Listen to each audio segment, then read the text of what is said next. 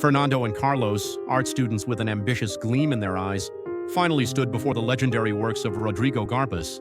Hailed as the 20th century's greatest painter, Garbas's pieces were renowned not just for their unsettling beauty, but for a strict, almost mythical prohibition no photographs were allowed.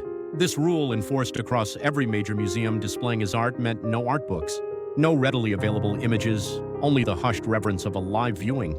Yet, to any true art connoisseur, Garbas's name resonated with an almost religious awe.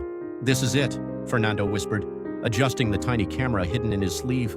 Carlos nodded, equally nervous and exhilarated. Their plan was audacious: to secretly document Garbas's masterpieces, then use the stolen images as a springboard for their own avant-garde exhibition.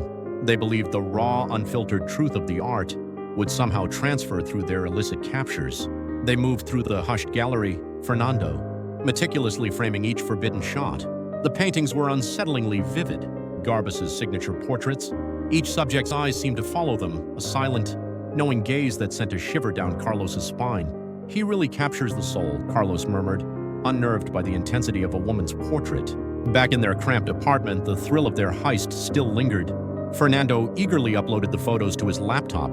The screen flickered to life, displaying the first captured image, a close-up of a stern-faced man. But as they leaned closer, a chilling distortion began to warp the pixels. The man's eyes, so piercing in person, now seemed to bulge, bloodshot and frantic. His mouth, a firm line moments before, stretched into a silent scream. They clicked to the next photo. A serene landscape was now a desolate, barren wasteland under a bruised sky. And then the portraits. Each one was grotesquely contorted, the serene faces replaced by visages of pure, unadulterated terror. The woman's portrait, which had unsettled Carlos earlier, was the worst. Her eyes, now black pits, wept crimson tears, and her once elegant hand clawed desperately at her own throat. A cold dread seeped into the room. "What is this?" Carlos stammered, his voice trembling. It wasn't like this in the museum. Pale and rigid, pointed a shaking finger at the laptop screen.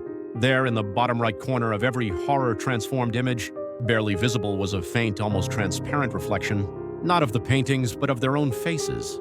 And those reflections, though tiny, mirrored the very same grotesque terror now etched onto Garbas's subjects.